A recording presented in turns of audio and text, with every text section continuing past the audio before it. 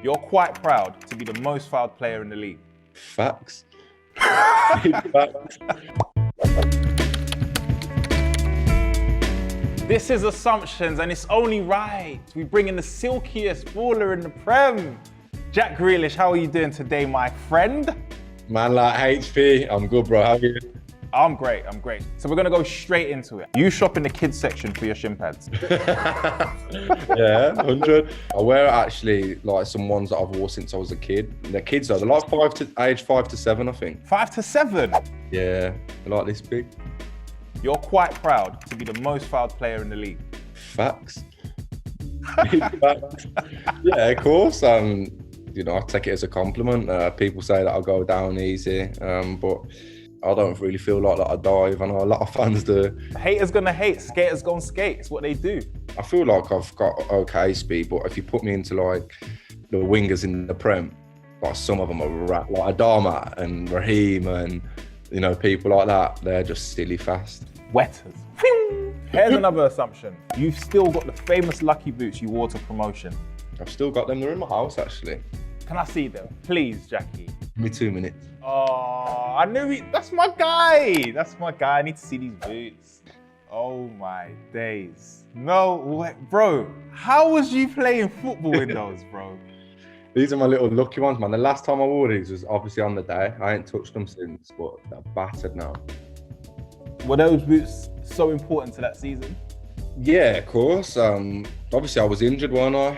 And then, yeah, like I come back and got given the armband and stuff, and they were just my boots, you know what I mean? I was training in when I was trying to get back fit, and then I wore them, and then we just kept winning, and we won 10 in a row. So I just thought, nah, I've got to keep these no matter what. Do you know what? I'm not even that superstitious either, really. But these, bro, man, I just had to keep them. Look at them, battered. How did you even get? I've never seen boots like that before, though, bro. Yeah, but that's the left foot as well, so that one didn't really get used much. No, shout out to that boot, though. That's legendary, man. Another assumption is you'd eat a ghost chili if Dean Smith asked you to. I like chili food, but yeah, if the gaffer tells me to, I'll do it, innit? Yeah, what is Dean Smith like? Because what he's done with Aston Villa is absolutely incredible. Yeah, no, it's brilliant. I think I work best, you know, with like a manager that not puts his arm around me, but, you know, that I can speak to about anything, and acts as like, you know, like a type of like father figure, really. Under my managers, I played my best football under Dean Smith, Tim Sherwood and Steve Bruce, I'd say, and they're the three that have always acted like that for me. So, and yeah, obviously the whole team and the whole clubs now is getting the rewards from it. You were the claret and blue Gazza.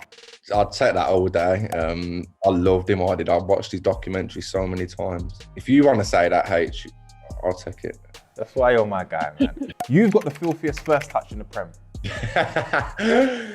Nah, that's not true. It is. We saw the clip the other day in training. How dare you not look at the ball and catch it with your heel? What's going on? No, I'll do some all right touches, but come on, we need to put a bit of respect on Bruno and KDB. I know. You should see my touch. YouTube that. I've killed a few balls, but is there anyone that when you look at it in the Premier League and you think, you know what, I would love to adapt my game to him, or you look up to him and think he's such a great player, or do you just do your own thing and believe in your own ability? Nah, De Bruyne, he's my favourite player. I think he's just like one of the probably the most perfect footballer any in the Prem. And, you know, I just try and take little bits really out of his game, because although I had a good season last year, if you actually looked at it, like my big chances created weren't as high as other people in my position. And now this year, you know, my expected assists I think is the highest, and my big chances created is up there as well. So that's what I wanted to improve on, and that was obviously really looking at De Bruyne and looking at his game and what he does. That's dope, man. I think when players like yourself who are so good at football are able to like have people that are still in the same league as them that they look up to and still want to adapt their game, I think that's so sick, man. And you know what? You're still young as well, so 5 years time now, you're gonna have another player coming through looking at you and thinking, I want to be like Jack. I really love the way Jack plays. I hope so. You were the first and last player to sign a contract with your dog. I think so, yeah. Do you know what? That was just, I got the dog right for my birthday. That day I had no one to look after it, so I just thought, I'll quickly bring it in now. I'm only going in for a minute just to sign my contract. Just I had some photos, and the next thing you know, it was all over social media. you know what's so crazy about that? You upset a lot of people when you signed that contract, including one guy, like he was on the brink of deleting social media, this guy called Harry Pinero. Yeah, he's just got over it. He's just got over it as well. When you're saying that, then I thought, who's going to say it? No, seriously, this guy, Harry Pinero, I promise you, man. Who do you support? The team that you should have signed with in summer. You know, that says your answer. Not Bruno anyway. All right, another one is, which we can see, everyone can see this. You bloody love playing alongside Ross Barkley. Yeah, no, I do. Ross is ledge, man. I knew Ross about a year ago, and then I went to Dubai with him in the winter break last February. And then, yeah, obviously in the summer, you know, I seen that might be obviously moving. So I got in touch with him and just says, listen, like, keep Villa in mind.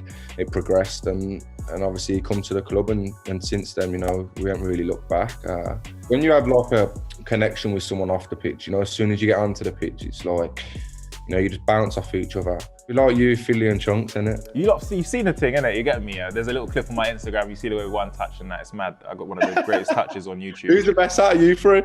I'll be honest with you. This is how it goes. Chunks has got the best set piece out of all of us. If you put a dead ball, I know he missed the penalty, but jokes aside, top bin, he's got it. Philly's got more energy, but I'm the more technical player. What are you saying? Philly's just like the little rat, just all over the pitch? He's very techie, very quick in that, but he runs out of steam. Do you know what I'm saying? He ain't got the longevity in it. You know what I'm saying? So, but one day we're going to organise something so you can see it. Right, I'd to see that. James Maddison will never beat you at FIFA. Yeah, he knows that. Madders knows he will not beat me at FIFA. So what, he's never beat you, bro? Do you know what? We've only played the once. Obviously, when he went 1-0 up, I was actually shook. I was thinking, but no, he got badded up after that, so. So what, in terms of like on the pitch, are you competitive with James Maddison in terms of stats? Like, do you ever call him up and say, did you check I got 2 assists, mate? Keep up? Nah, not at all. But, you know, obviously, like I said, you know, we're close friends, we talk and stuff. But at the end of the day, I don't even think we're the same position. So you could say that, but, you know, I think we always get compared, don't we? Me, Madders, Mason, Phil started to come into it. And HP.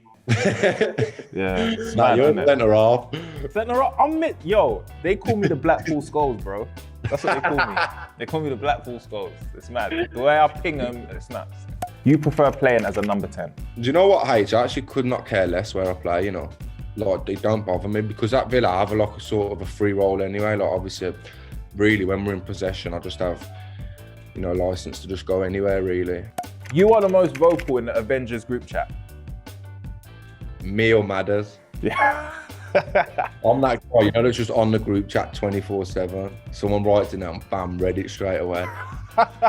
So he's saying what, like, he doesn't even give it 30 seconds to rest? Constant in there, constant. But then there's people like Chile who just, you know, like he'd be online and that and he just wouldn't even read it.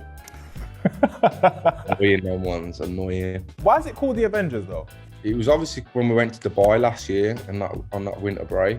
But obviously, have you watched the film Avengers? Have I watched the film Avengers? Nah, you see, I haven't. But obviously, what is that, just loads of people or something? Or like a group? Yeah, cool. Do you know what, Jack, yeah? Avengers is the elite superheroes in the world, yeah? So it's kind of similar to you guys, basically, the elite players in the Premier League. Can't get into that group if you're not elite. That's what I mean, see, I didn't even know that. I don't even know who put it together, actually. So obviously, you've just told me why it's called Avengers. Yeah, and you're like the top Avenger right now, so you're Thanos.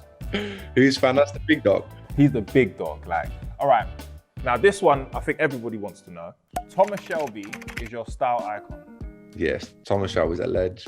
But do you know what annoys me actually about Peaky Blinders? It's like, people try and say it's like a blues thing, don't they? Like Birmingham City, but it's just Birmingham, you know what I mean? They don't know, man. You got to teach them though, Jack, man. Nah, Thomas Shelby's a legend. The 7-2 win over Liverpool was the most fun you've had on the pitch. Yeah, I'd say so. Love that. So before the game, I had to have an injection. I was just a bit like, I don't know how I'm going to feel here. And then, you know, as soon as you go like 2-3-0 up, you just think, oh, like, this is mad. Like, you just in like a bubble. You just forget about your injury. Obviously, towards the end of the game, you know, we were scoring that much and having that many attacks. You just wanted to get yourself on the score sheet and get more assists. But that was obviously, you know, an off day for them. You've got the screen recording of when you nutmeg Van Dijk. Nah, I did that. You know why? Because I've actually got to put too much respect on his name because he's the best centre half, and I couldn't even try and mug it like that because I reckon if I went 1v1 against him, he'd just dismantle you. get off. You keep your England Man of the Match award in your downstairs loo so you can admire it every day. Like, it's actually in my kitchen. And obviously, I'm in the kitchen every day, so yeah, I don't really mind it more. He's whipping up in the kitchen. I see. So what was that like though, man? You're playing for England, Man of the Match, easily Man of the Match as well. What was that like for you on a personal level? Yeah, it was unbelievable. But obviously, when you make your debut, it would have been nice if you had fans and family there and all watching you. But it was still obviously one of the best feelings I've ever had as a professional footballer. And hopefully, there's many more to come. Fingers crossed. Brother, you're so patterned on that plane. Yeah, you should go now. Go, just go, just go. You're there, bro. No, but you've got to think there's obviously a lot of players, in. I'll be honest with you. I'm saying this to you now. There's nobody better than you in England, bro. It's facts. I'm not gonna lie to you, and I think everybody knows that. I just think there's so many good players and stuff in them attacking positions at the moment for England. I just pray to God that I have a good season, a good rest of the season. Yeah, them ones. Them ones, straight to the sky. Season and fingers crossed, I can be there. But listen, thank you so much, Jack Grealish, for taking part in the assumptions. Some of them were true, some of them false, but we love that. Wish you the best. HP signing out.